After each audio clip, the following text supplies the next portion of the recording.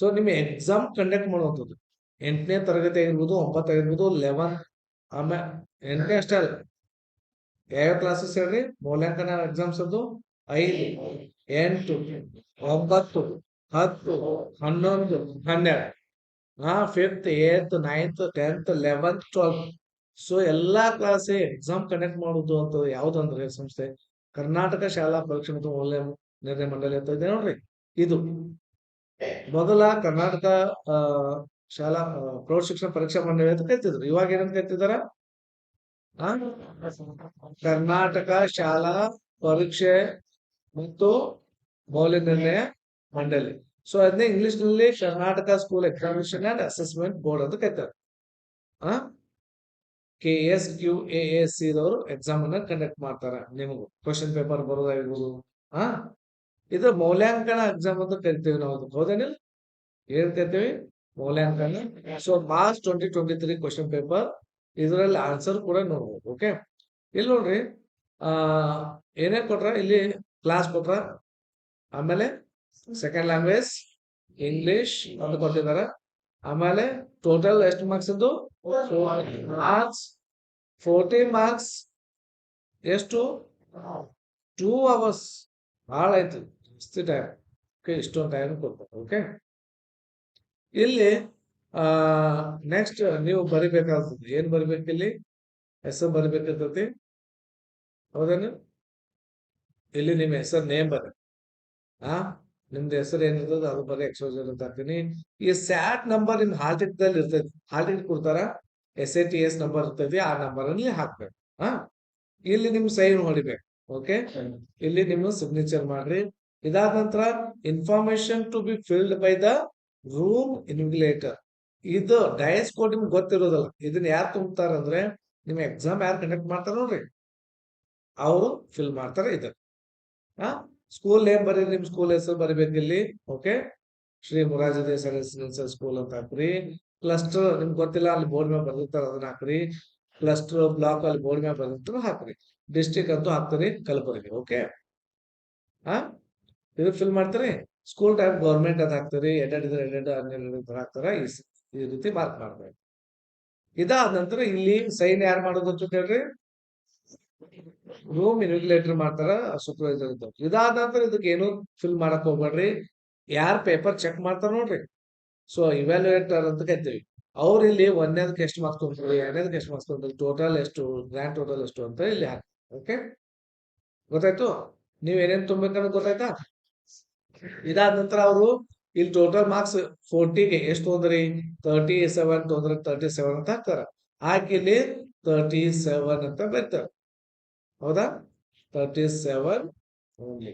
So 37 marks ಅಂತ ಬರ್ತಾರೆ. ಇಲ್ಲಿ ಅವ್ರು ಸೈನ್ ಮಾಡ್ತಾರೆ. ಗೊತ್ತಾಯ್ತಾ? ಇದು ಆಯ್ತು. ಇದಾದ ನಿಮ್ ಕ್ವಶನ್ ಪೇಪರ್ ಈ ರೀತಿ ಇರ್ಬೇಕು. ಸೆಕೆಂಡ್ ಪೇಜ್, ಅದು ಫಸ್ಟ್ ಪೇಜ್.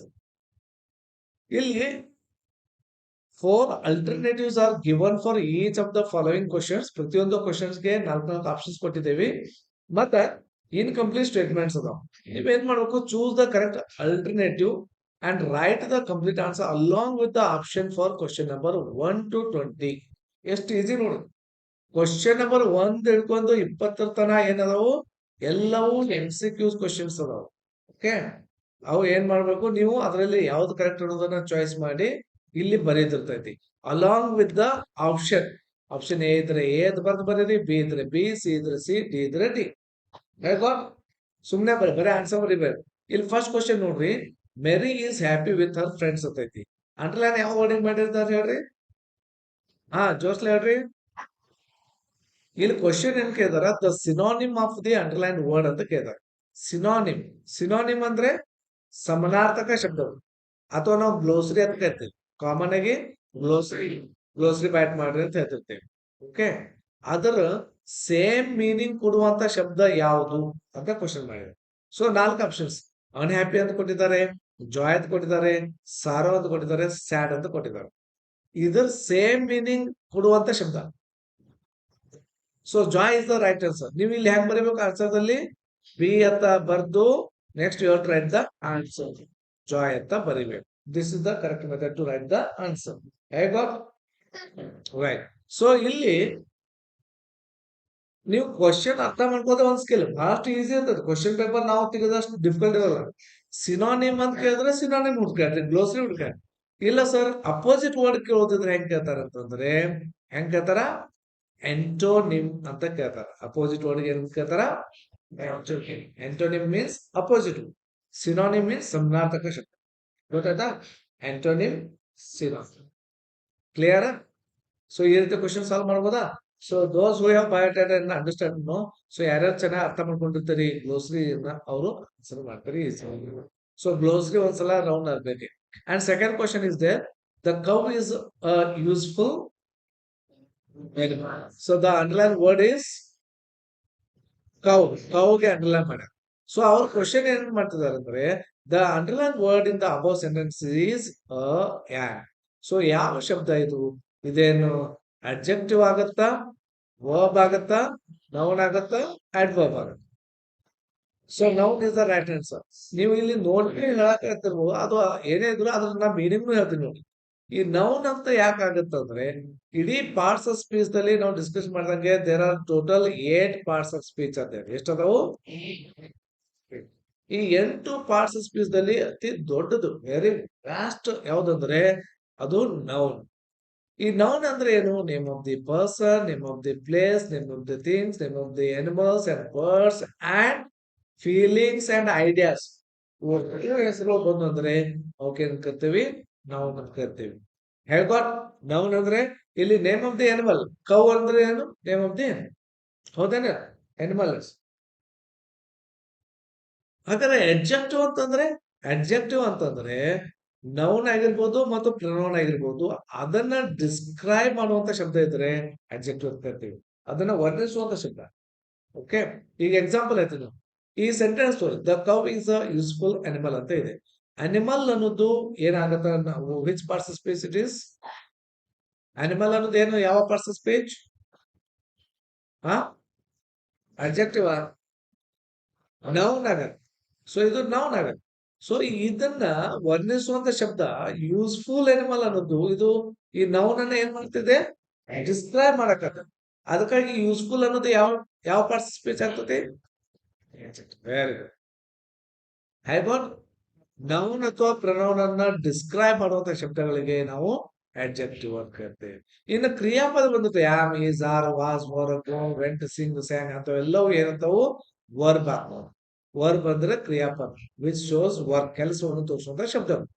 ಇನ್ನು ಎಡ್ವರ್ಬ್ ಅಂದ್ರೆ ನಾನು ಹೇಳಿದ್ದೀನಿ, ಈ ವರ್ಬ್ ಅನ್ನ ಡಿಸ್ಕ್ರೈಬ್ ಮಾಡುವಂತದ್ದು, ಕ್ರಿಯಾಪದವನ್ನ ಡಿಸ್ಕ್ರೈಬ್ ಮಾಡು.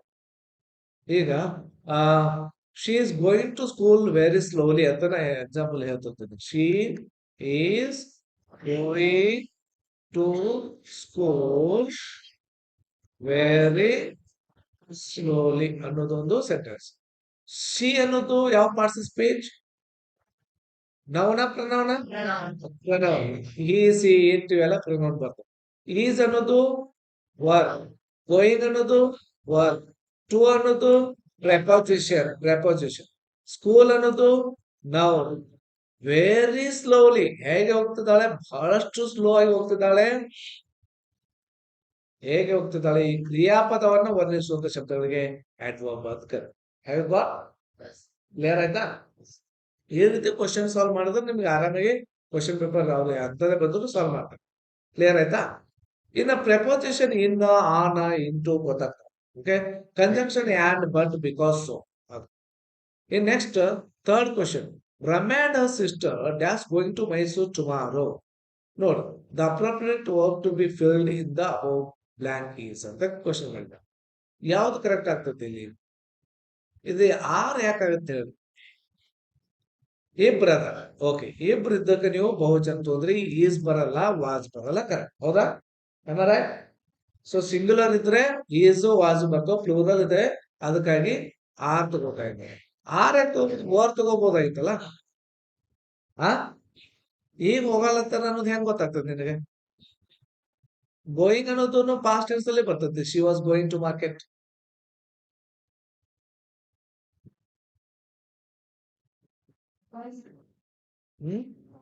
She was going to market. Rama and her sister were going to ಹಾ ಯಾಕ ಹಾ ಇಲ್ಲೊಂದು ಶಬ್ದ ಇದೆ ನೋಡ್ರಿ, ಟೈಮ್ ಅನ್ನು ತೋರಿಸುವಂತ ಶಬ್ದ ಇಲ್ಲಿ ಇರ್ತೈತಿ. ಇದು ಟೈಮ್ ಅಡ್ವರ್ಬ್ಸ್ ಅಂತ ಕರಿತೀವಿ. ಏನ್ ಕರಿತೀವಿ? Time adverbs. ಟುಮಾರೋ ಮುಂದೆ ಆಗೋದು, ನಾಳೆ ಆಗೋದು, ಹತ್ತಿರದಲ್ಲಿರುವಂತ ಕೆಲಸವನ್ನ ಪ್ರೆಸೆಂಟ್ ಕಂಟಿನ್ಯೂಸ್ ಟೆನ್ಸ್ ಅಲ್ಲಿ ಹೇಳ್ತೀವಿ. ನೆಮ್ಮದಲ್ಲಿ ಇಟ್ಕೊಳ್ರಿ. ಇಲ್ಲಿ ಗೋಯಿಂಗ್ ಬಂದಿತ್ತಂದ್ರ ಯಾಮ್, ಈಸ್, ಆರ್ ಇದರ ಬರಬೇಕು, ಒಂದು ವಾಸ್, ವರ್ ಅರೆ ಬರಬೇಕು ಒಂದು. ಸೊ ಇದರಲ್ಲಿ ನಾವು ಪ್ರೆಸೆಂಟ್ ಪಾಸ್ಟ್ ಅನ್ನೋದು ನೋಡ್ತೀವಿ. ಪಾಸ್ಟ್ ಅನ್ನೋದು ಇಲ್ವೇ ಇಲ್ಲ, ಯಾಕಂದ್ರೆ ಟುಮಾರೋ ಇದೆ, ಪಾಸ್ಟ್ ಅನ್ನೋದಿಲ್ಲ. ಸೊ ಅದಕ್ಕಾಗಿ ವಾಸ್ ಹೋಗ್ಬೋದು. ಇನ್ನು ಯಾಮ್ ಈಸ್ ಅದ್ರಲ್ಲಿ ಯಾವ ಸೂಟೇಬಲ್ ಆಗ್ತತಿ? ಯಾಮ್ ಬರಲ್ಲ, ಈಸ್ ಬರಲ್ಲ, are is the suitable. So ಈ ರೀತಿ ಹೇಗ ಕ್ಲಿಯರ್ ಆಯ್ತಾ? ಪ್ರೆಸೆಂಟ್ ಪಾಸ್ಟ್ ಅನ್ನೋದು ನೋಡ್ಬೇಕು. In next fourth question is there, Aisha dances with her friends ಅಂತ. Beautiful question. ಸೊ ಇಲ್ಲಿ ಏನಂತ ಮಾಡ್ತಿದ್ದಾರೆ? ದ ಅಪ್ರೋಪ್ರಿಯೇಟ್ ಅಡ್ವರ್ಬ್ ಫಾರ್ಮ್ ಅನ್ನ ಫಿಲ್ ಮಾಡ್ರಿ. ಆ ಅಡ್ವರ್ಬ್ ನಾ ಈ ತರ ಡಿಸ್ಕಸ್ ಮಾಡಿದ್ದೀನಿ. ಅಡ್ವರ್ಬ್ ಅಂದ್ರೇನು? ಕ್ರಿಯಾ ವಿಶೇಷಣ. ಸೊ ಇದನ್ನ ಫಿಲ್ ಮಾಡಿ. ಆಯಿಷಾ ಚೆನ್ನಾಗಿ ಡ್ಯಾನ್ಸ್ ಮಾಡುತ್ತಾಳೆ. ಪೊಲೈಟ್ಲಿನ, ಮೆಲೋಡಿಯಸ್ಲಿನ, ನೀಟ್ಲಿನ? ಇಲ್ಲಿ ಗ್ರೇಸ್ಫುಲ್ಲಿ ಕೊಟ್ಟಿದಾರ ಅಂತ ಗ್ರೇಸ್ಫುಲ್ಲಿ ಅಂತಂತೀರಿ, ಬಟ್ ಇಲ್ಲಿ ಏನಂತ ಹೇಳ್ತೀವಿ? ಈ ಗ್ರೇಸ್ಫುಲ್ಲಿ, ನೀಟ್ಲಿ ಅನ್ನೋದು ಸುಟೇಬಲ್ ಆಗ, ಹೌದೇನಿಲ್ಲ? ನೀಟ್ಲಿ ಅನ್ನೋದು ಸುಟೇಬಲ್, ಪೊಲೈಟ್ಲಿ ಅನ್ನೋದು ಸುಟೇಬಲ್. ಮಾತನಾಡುವುದು ಚೆನ್ನಾಗಿ ಪೊಲೈಟ್ಲಿ. ಮೆಲೋಡಿಯಸ್ಲಿ ಹಾಡಾಡುವುದು, ಹೌದೇನಿಲ್ಲ? ಮೆಲೋಡಿಯಸ್ಲಿ ಸಿಂಗಿಂಗ್ ಬಂದಕರ, ಇದು ಸಿಂಗಿಂಗ್. ಡ್ಯಾನ್ಸಿಂಗ್ ಬಂದಕರ ಗ್ರೇಸ್ಫುಲಿ ಡ್ಯಾನ್ಸಿಂಗ್ ಬಂದಕರ.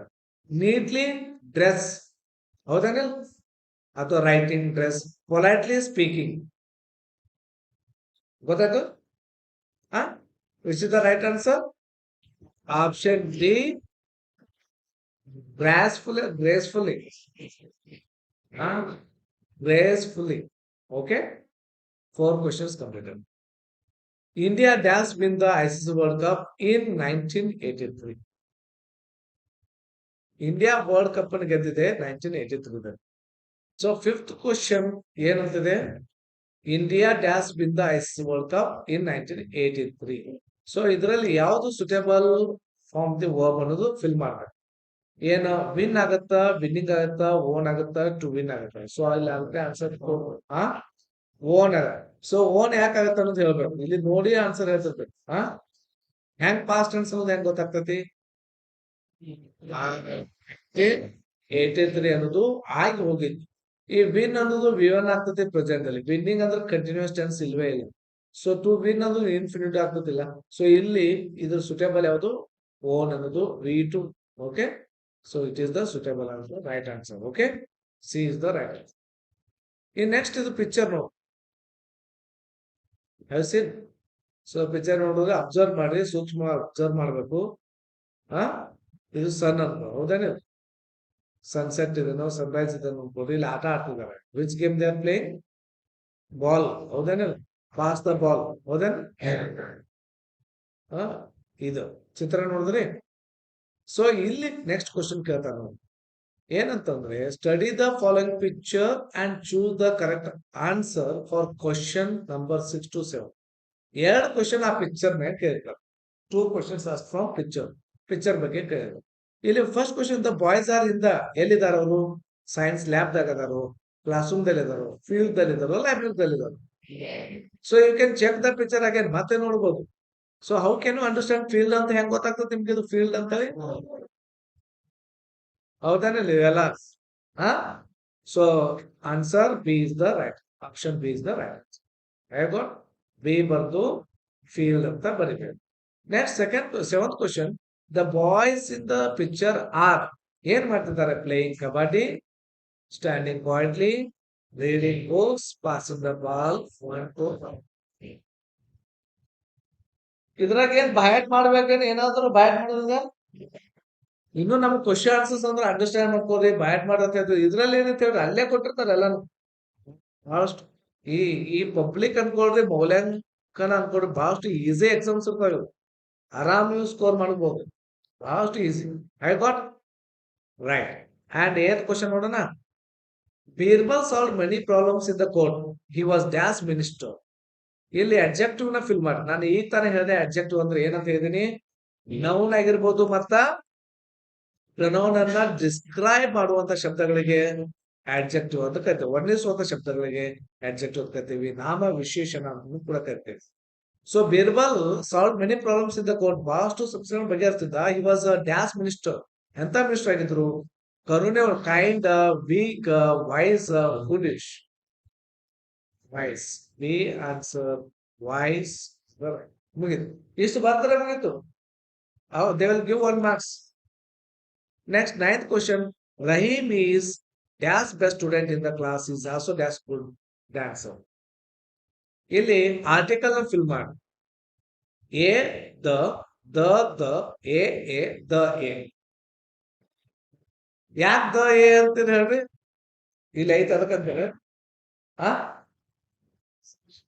ಇಲ್ಲಿ ಬೆಸ್ಟ್ ಅಂತಿದೆ, ಸೂಪರ್ಲೇಟಿವ್ ಡಿಗ್ರಿ. ಬೆಸ್ಟ್ ಇದ್ದಲ್ಲಿ ದ ಬರ್ಲೇಬೇಕು, ದ ಬೆಸ್ಟ್. ದ ಇದು ಫಸ್ಟ್ ಎಲ್ಲೈತಿ, ಇಲ್ಲೊಂದೈತಿ, ಇಲ್ಲೊಂದೈತಿ, ಇವೆರಡು ಹೋದು. The best student in the class is also the good dancer ಅಲ್ಲ. ಸೊ ಅಲ್ಲಿ ಅ ಗುಡ್ ಡ್ಯಾನ್ಸ್, ಒಬ್ರು ಒಳ್ಳೆ ಡ್ಯಾನ್ಸರ್. ಆಯ್ತು. ಆರ್ಟಿಕಲ್ಸ್ ದಲ್ಲಿ there are 2 types of articles are. ಒಂದು ಡೆಫಿನೆಟ್ ಆರ್ಟಿಕಲ್ಸ್, ಇನ್ನೊಂದು ಇಂಡೆಫಿನೆಟ್ ಆರ್ಟಿಕಲ್ಸ್. ಡೆಫಿನೆಟ್ ಆರ್ಟಿಕಲ್ ದಲ್ಲಿ ದ ಅನ್ನೋದು ಬರ್ತೈತಿ. ಇಂಡೆಫಿನೆಟ್ ಆರ್ಟಿಕಲ್ ದಲ್ಲಿ ಎ ಮತ್ತು ಯಾನ್ ಬರ್ತವೆ.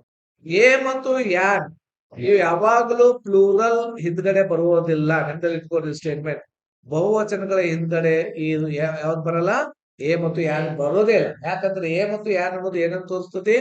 ಒಂದು ಅನ್ನೋದು ತೋರಿಸ್ತದೆ. ಅದಕ್ಕಾಗಿ ಸೊ ಇವು ಪ್ಲೂರಲ್ ಇದ್ರೆ, ಈ ಬೈ ಚಾನ್ಸ್ ಇಲ್ಲಿ ಗುಡ್ ಡ್ಯಾನ್ಸರ್ಸ್ ಅಂತಿದ್ರೆ ಏ ಬರ್ತವೆ, ಯಾರು ಬರಕ್ ಸಾಧ್ಯನೇ ಇಲ್ಲ. ಹೌದೇನ? ಒಂದೇ ಅನ್ನೋದಿದ್ರೆ, ಸಿಂಗುಲರ್ ಇದ್ರೆ ಮಾತ್ರ ಏನು ಯಾನನ್ನ ಯೂಸ್ ಮಾಡ್ಬೇಕು. ದ ಅನ್ನೋದನ್ನ ಎಲ್ಲೆಲ್ಲಿ ಯೂಸ್ ಮಾಡ್ಬೇಕು ಹೇಳ್ತೀನಿ, ನೆನಪಲ್ಲಿ ಇಟ್ಕೊಂಡು, ಸ್ವಲ್ಪ ನೆನಪಲ್ಲಿ ಇಟ್ಕೊಂಡು. ಡೆಫಿನೆಟ್ ಇರ್ಬೇಕು, 100% ಅದೇ ಅನ್ನೋದಿದ್ರೆ ದ ಅನ್ನ ಯೂಸ್ ಮಾಡಿ. ಇನ್ನೊಂದು ಮಾನ್ಯುಮೆಂಟ್ಸ್ ಆಗಿರ್ಬೋದು, ದ ತಾಜ್ ಮಹಲ್, ದ ಗೋಲ್ ಗುಂಬಜ್ ಅಂತೇಳಿ ದ ಅನ್ನೋದು ಆರ್ಟಿಕಲ್ ಬರ್ತೇವೆ. ಎಲ್ಲಿ? ದ ಗೋಲ್ ಗುಂಬಜ್, ದ ತಾಜ್ ಮಹಲ್ ಅಂತೇಳಿ. ಇನ್ನೊಂದು ಇಡೀ ಜಗತ್ತಿನಲ್ಲಿ ಒಂದೇ ಇದ್ರೆ, ಈಗ ದ ಸನ್ ಅಂತೇಳಿ, the sun, the moon, the earth ಅಂತ ಕರಿತೀವಿ. ಮತ್ತ ದ ಅನ್ನ ಮ್ಯೂಸಿಕಲ್ ಇನ್ಸ್ಟ್ರೂಮೆಂಟ್ಸ್ ಹಿಂದ್ಗಡೆ, ಹೆಸರುಗಳ ಹಿಂದ್ಗಡೆ the tabla, the piano, the Casio ಅಂತ ಯೂಸ್ ಮಾಡ್ತೀವಿ. ಆಮೇಲೆ ದ ಮತ್ತೆ ಯೂಸ್ ಮಾಡ್ತೇವೆ ಪಾರ್ಟ್ಸ್ ಆಫ್ ದಿ ಬಾಡಿ ಇದ್ರೆ, ಈಗ the ice, the kidney, the heart ಅಂತ ಯೂಸ್ ಮಾಡ್ತೇವೆ. ಸೊ ಮತ್ತೆ ದ ಅನ್ನೋದೆಲ್ಲ ಯೂಸ್ ಮಾಡ್ತೀವಿ? ಸೂಪರ್ಲೇಟಿವ್ ಡಿಗ್ರಿ ಇದ್ರೆ the best, the highest, the fastest runner ಅಂತ ಈ ರೀತಿ ಯೂಸ್ ಮಾಡ್ಬೇಕು. ಇಷ್ಟು ಪಾಯಿಂಟ್ಸ್ ನೆನಪಲ್ಲಿ ಇಟ್ಕೊಂಡ್ರೆ ಇದನ್ನ ಸಾಲ್ವ್ ಮಾಡ್ಬೋದು ಆರಾಮಾಗಿದೆ. ಓಕೆ. ಮತ್ತೆ ನೇಮ್ಸ್ ಆಫ್ ದಿ ರಿವರ್ಸ್ ಇರ್ತಾವ ನೋಡ್ರಿ. ನದಿಗಳ ಹೆಸರು ಇದೆ, ಮೌಂಟ್ ಎವರೆಸ್ಟ್ ಹೆಸರು ಇದೆ, ಹಿಲ್ಸ್ ಗಳ ಹೆಸರು ಹಿಂದ್ಗಡೆ ಕೂಡ ದ ಅಂತ ಯೂಸ್ ಮಾಡ್ತೇವೆ. ಮತ್ ದ ಅನ್ನೋದು ನ್ಯೂಸ್ ಪೇಪರ್ ಹೆಸರು ಹಿಂದ್ಗಡೆ ಯೂಸ್ ಮಾಡ್ತೇವೆ. The Deccan herald, the Hindu, ಈ ರೀತಿ ನ್ಯೂಸ್ ಪೇಪರ್ ಹೆಸರು ಹಿಂದ್ಗಡೆ use. The times of India. So 9 questions clear ಮಾಡ್ಬೇಕು. ಓಕೆ. ಇನ್ನ ನೆಕ್ಸ್ಟ್ ಕ್ವಶನ್ ಏನಿದೆ, ಒಂದು ಪ್ಯಾಸೇಜ್ ಕೊಟ್ಟು ಇದೇ ರೀತಿ ಕ್ವಶನ್ ಪೇಪರ್ ಬರ್ತೈತಿ, ದಿಟ್ಟು ಎಂತ ಇಟ್ಕೊಡು, ಬಟ್ ಕ್ವಶನ್ಸ್ ಚೇಂಜ್ ಇರ್ತಾವ. ರೀಡ್ ದ ಗಿವನ್ ಪ್ಯಾಸೇಜ್ ಅನ್ನು ಓದ್ರಿ, choose the correct answer for question number 10, 11. Picture ಅನ್ನ ನೋಡಿ ಎರಡು ಕ್ವಶನ್ಸ್ ಕೊಟ್ಟಿದ್ರು. ಈ ಪ್ಯಾಸೇಜ್ ಅನ್ನು ಓದ್ಬೇಕು, ಅದ್ರ ಕ್ವಶನ್ ಅನ್ನ ಸಾಲ್ವ್ ಮಾಡ್ಬೇಕು. ಇಲ್ಲಿ ಓದ್ಕೋರಿ, ಇದನ್ನ ಓದ್ರಿ. Dear visitors, welcome to biological. Due to COVID-19, the park will be open from 8 a.m. to 11 a.m. only. Sunday will be holiday. Timing they are given. Okay. ಯಾವ ಕಾರಣಕ್ಕಾಗಿ ಪಾರ್ಕ್ ಇದು ಮಾಡ್ತಿದ್ದಾರೆ? Wear your mask properly. Please follow the rules and maintain physical distance from others. ಎಷ್ಟು simple question ನೋಡ್ರಿ. ಅವ್ರು ಕೊಟ್ರೆ ಇಲ್ಲಿ question ಅಂತ ಇರ್ತಾರ. The biological park will be open from ಯಾವಾಗಿನಿಂದ ಟೈಮ್ ಅಂತ ಕೊಟ್ಟಿದ್ದಾರೆ? ಇಲ್ಲಿದ್ದಾರೆ 8 AM. ಮುಗೀತು.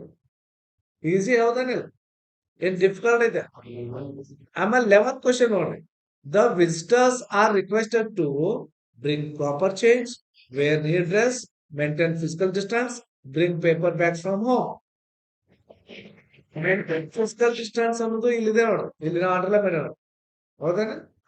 ನೀವು ಓದ್ತಾ ಹಿಂಗ್ ಅಂಡರ್ಲೈನ್ ಮಾಡ್ರಿ ಪೆನ್ಸಿಲ್, ಜಲ್ದಿ ಆನ್ಸರ್ ಸಿಗ್ತದೆ. ಇದನ್ನ ಪ್ಯಾಸೇಜ್ ಕೊಡ್ರಿ, ಚೆನ್ನಾಗಿ ಓದ್ಕೊಡ್ರಿ, ಅರ್ಥ ಮಾಡ್ಕೊಡ್ರಿ, ಇದನ್ನ ಆನ್ಸರ್ ಸಾಲ್ವ್ ಮಾಡ್ರಿ. ಇಲ್ಲೇ ಇರ್ತಾವ, ಹೌದಾನಿಲ್? ಈಸಿ ಅದಾವನಿಲ್? Right. So 12th question, please could you listen dash me ಅಂತ ಇದೆ. ದ ಅಪ್ರೋಪ್ರಿಯೇಟ್ ಪ್ರಪೋಸಿಷನ್ ತುಂಬ್ರಿ ಅಂತ ಕೇಳ್ತಾರೆ. ಪ್ಲೀಸ್ ಲಿಸನ್ ಅಂತ ಬಂದಾಕಾರ ಇಲ್ಲಿ ಕಂಪಲ್ಸರಿ ಏನ್ ಬರ್ಬೇಕು? ಟು ಬರ್ಲೇಬೇಕು. ಬೈ ಚಾನ್ಸ್ ಇಲ್ಲಿ ನೆಕ್ಸ್ಟ್ ಅಂತ ಬಂದಿತ್ತು ಅಂದ್ರೆ ಕಂಪಲ್ಸರಿ ಅಲ್ಲಿನೂ ಕೂಡ ಟು ಬರ್ಲೇಬೇಕು. Next to me, listen to me, listen to ಮಿಸು, ಈ ರೀತಿ ಟು ಅನ್ನ ಯೂಸ್ ಮಾಡ್ತೇವೆ. ಸೊ ಆನ್ ಎಲ್ಲಿ ಯೂಸ್ ಮಾಡ್ತೇವಿ? ಒಂದು ವಸ್ತುವಿನ ಮೇಲೆ ಒಂದು ಬಾಲ್ ಇದ್ದಾಕಾರ ಇದು ಟಚ್ ಆದಾಕಾರ, ಇಲ್ಲಿ ಟಚ್ ಆಗೈತೇನಿಲ್ಲ, ಸೊ ಇಂಥ ಟೈಮ್ದಲ್ಲಿ ಆನ್ ಅಂತ ಯೂಸ್ ಮಾಡ್ತೇವಿ. ವಿತ್ ಅಂದ್ರೆ ಜೊತೆಗೆ, ಆನ್ ಅಂದ್ರೆ ಮೇಲೆ ಟಚ್ ಆಗಿರ್ಬೇಕು, ಯಾಟ್ ಅಂದ್ರೆ ಸಮಯವನ್ನು ಕೂಡ ತೋರಿಸುತ್ತಾ, at 4 o'clock, at market, at bus stop, ಈ ರೀತಿ ಜಾಗವನ್ನು ಕೂಡ ತೋರಿಸ್ತದೆ. ಓಕೆ, ಯಾಟ್ ಅನ್ನೋದು ಟೈಮ್ ತೋರಿಸುತ್ತಾ, ಪ್ಲೇಸ್ ತೋರಿಸುತ್ತೆ. So here the correct option is D. 13th question, Tabassum dash be play coco with her friends ಅಂತ ಇದೆ. Okay, Tabassum dash be play coco with her friends. ಈ ತಬಸ್ಸುಮ್ ಬಿ ಅಂತಂದ್ರೆ ಏನ್ use ಮಾಡ್ಬೇಕು ಅನ್ನೋದು ಹೇಳ್ತೀನಿ, ಗಮನದಲ್ಲಿ ಇದು ಹೊಸದ್ ನಿಮಗೆ.